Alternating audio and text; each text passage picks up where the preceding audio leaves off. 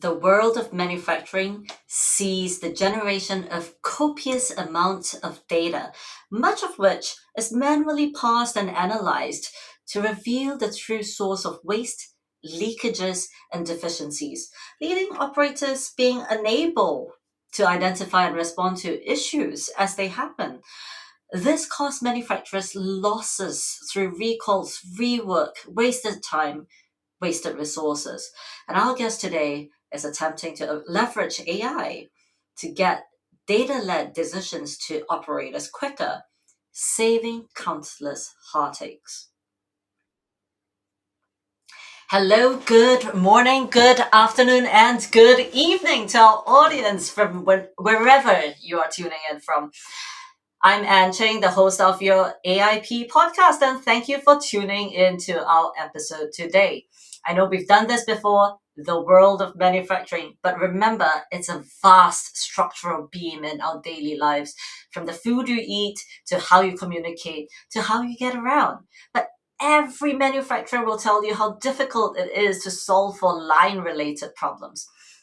Call it Six Sigma, call it root cause analysis, and every other framework that's been imagined.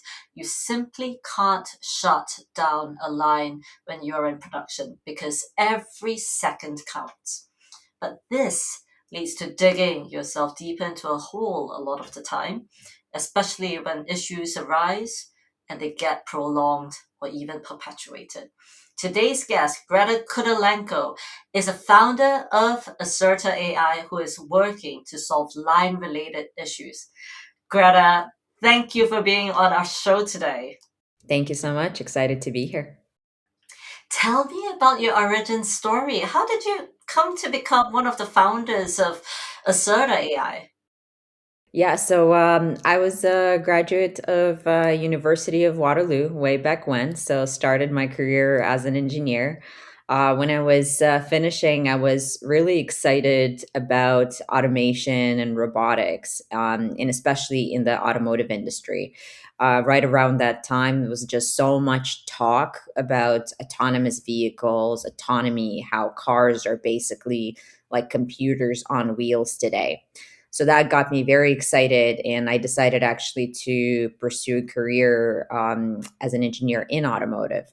So I joined Magna, one of the largest tier one manufacturers in Canada, and especially their electronics division. So looking at variety of different subsystems that are enabling ADAS capability today. So the driver assistance systems like backwards facing cameras, forward collision alerts, things like that. So I was working there, and it was great. But one of the things that I found fascinating during my time there was that manufacturers, even as big as Magna, they're running, almost 300 facilities globally, huge company. Um, they were still using, we were still using a lot of manual approaches when it came to quality. So if something wasn't looking right, if we needed to figure out how something could fail in the field, I had to think through, our FMEAs, so like the failure modes analysis, look through all of the ways and think through how it could fail, how it could impact someone. And it seemed to me like a very slow and laborious process. And I was doing kind of part-time masters at the time with researchers at the University of Waterloo, and we were looking at especially at AI applications for industrial systems, and cars were one of those potential systems since they're so safety critical. And that's where something clicked.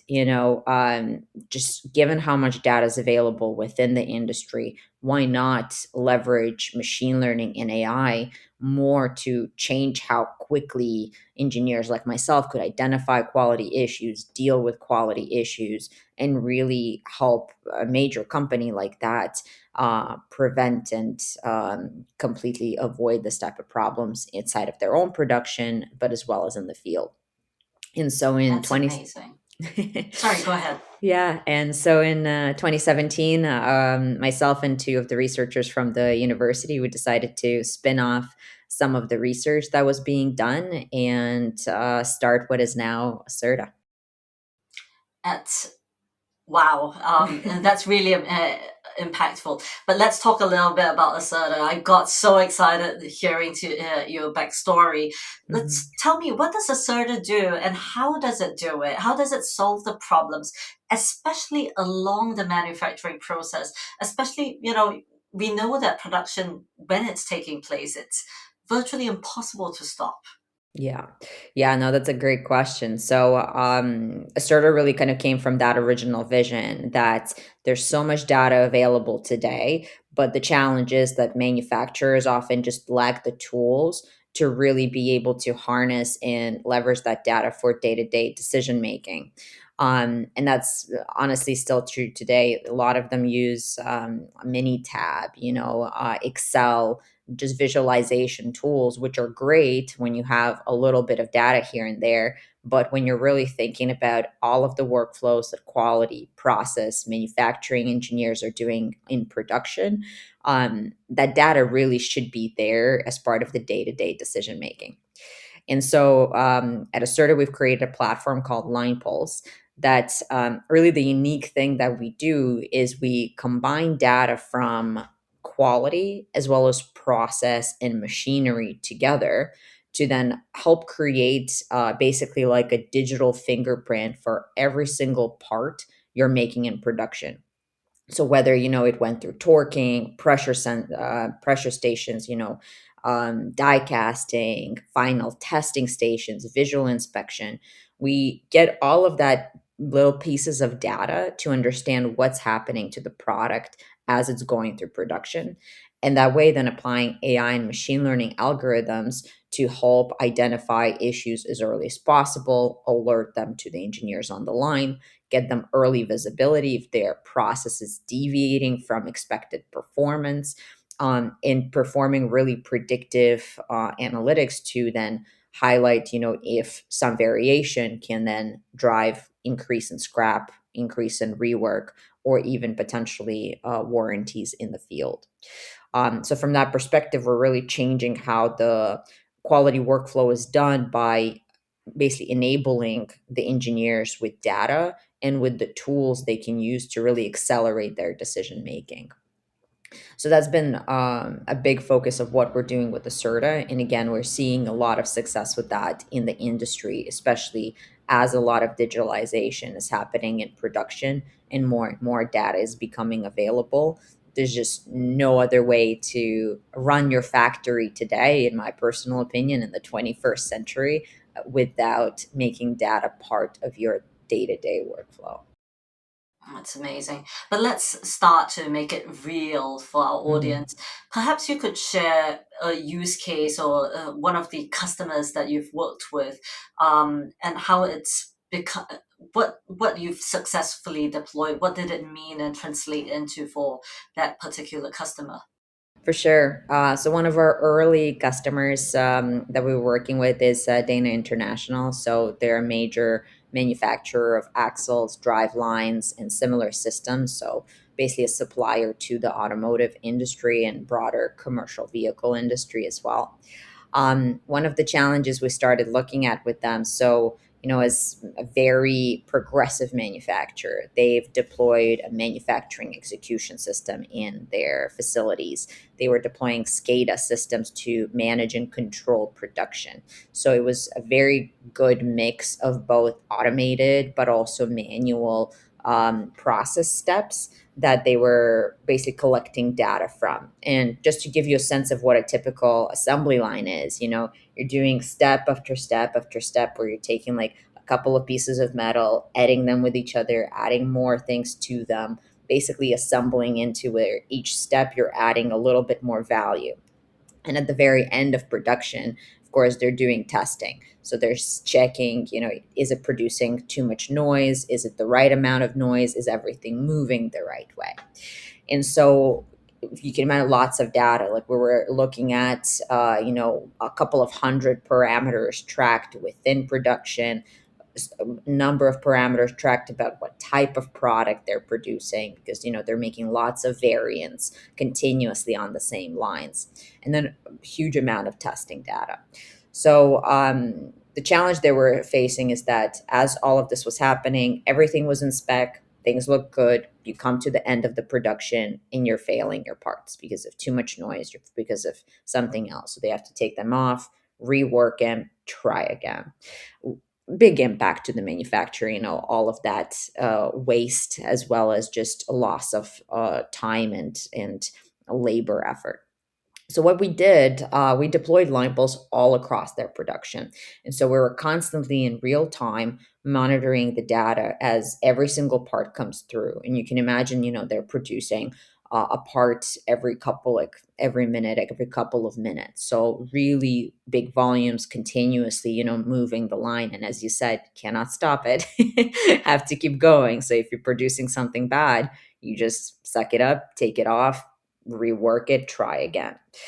So, what we started doing initially is looking at that data to see, hey, is the process performing well? So, is there variation? Are there changes or gauges being stuck in production? Are there torques that aren't quite reaching the right amounts?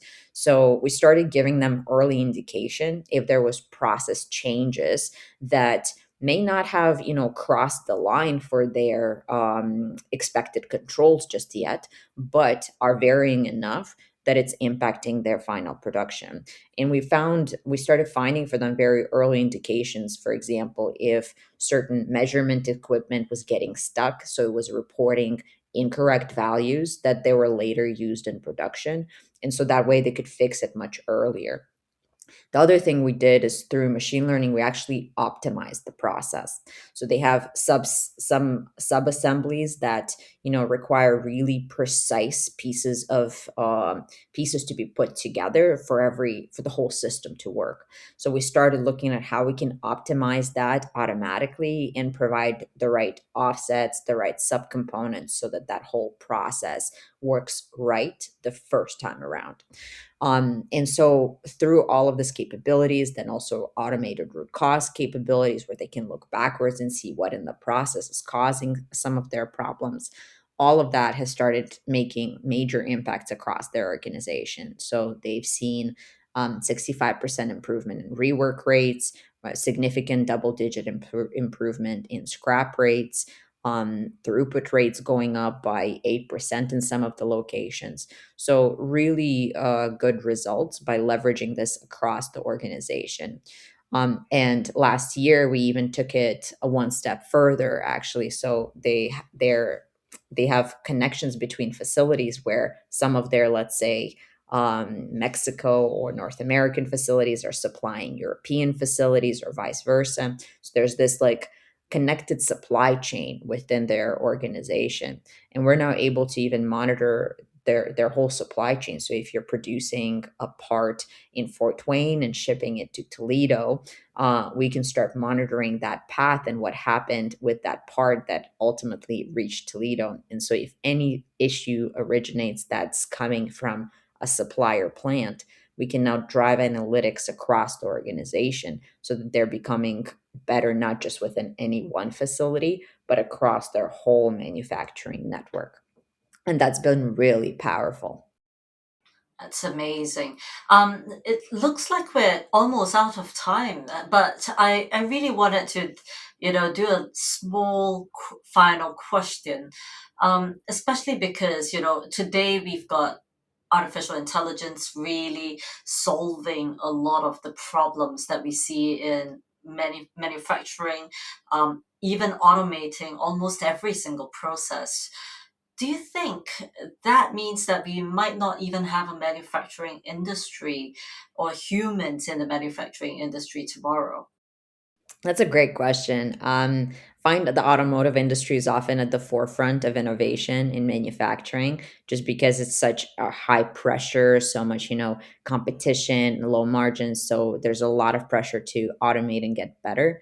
I do think that a lot of automation is coming to that industry. It's already been happening. A lot of automated camera systems, robotic systems. So a lot of work is being done more efficiently. I do think there's still a lot of very intricate processes within manufacturing where collaboration between robotic systems and AI systems and people is really important, however, because we're seeing, still there's, take a foam manufacturer, for example, those folds and things inside of your seat. It's so hard, even till this day, to do that visually, that you just have to use people and that touch and that precision to really deal with it. So I don't fully see it getting completely automated. But the other thing I also have seen is that um, whenever there's an issue, you can optimize your robot, but in assembly facility or in majority of manufacturing, it's not just one part, one process and you're done. It's like step by step by step, multiple things that have to be done. And so even if you automate one robot perfectly, once you get started on the whole system, when things go wrong, you need engineers who understand what you're designing, what the process is doing, how to think about it really to get involved. So I do think it's a collaboration long term. There's of course that North Star of lights out facilities everywhere, but what we're seeing even in the most advanced facilities today, there's still those critical engineers that are monitoring and observing and resolving problems when things don't go well. So I think that that's where it's going to continue moving towards over the next decade or two. Thank you, Greta. This has been superbly insightful, and thank you for such a wonderful session. I really enjoyed myself, and I hope you have too. To our audience, once again, thank you for tuning in. Please don't forget to like, share, and follow us, and share this with somebody who would benefit from it, so that we can continue to bring you more AI content that's really changing the world. Once again, my name is Ann Cheng, and on behalf of the AIP podcast, my guest has been Greta Cutulenco of Acerta AI. Thank you for tuning in.